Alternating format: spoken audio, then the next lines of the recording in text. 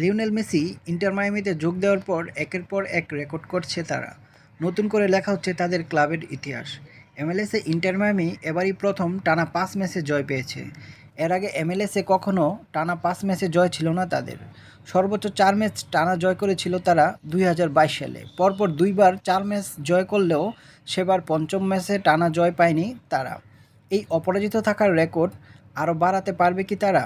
মেসিদের পরবর্তী ম্যাচ তাদের রাইভাল ক্লাব অরল্যান্ডো সিটির বিপক্ষে।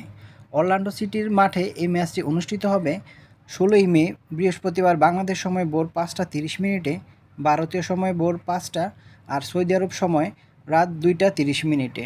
টানা জয়ের রেকর্ড বাড়িয়ে নিতেই তাদের বিপক্ষে মাঠে নামবে মেসিরা।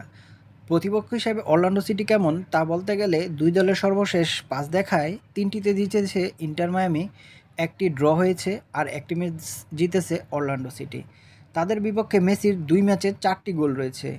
লিগস কাপের এক ম্যাচে মেসি ২টি গোল করেছিলেন, আর এমএলএসের এই মৌসুমে ফার্স্ট লিগে ২টি গোল করেছেন লিওনেল মেসি।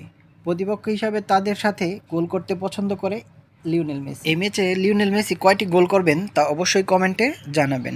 এমএলএসের পয়েন্ট টেবিল যদি দেখা যায় তাহলে তার প্রথম পজিশনে আছে ইন্টার মায়ামি, আর অরল্যান্ডো সিটি আছে ১১ নম্বর পজিশনে। অবশ্য ১১ ম্যাচ খেলেছে অরল্যান্ডো সিটি, যেখানে ৩ জয় ৩ ড্র ও ৫ হারে ১২ পয়েন্টস তাদের।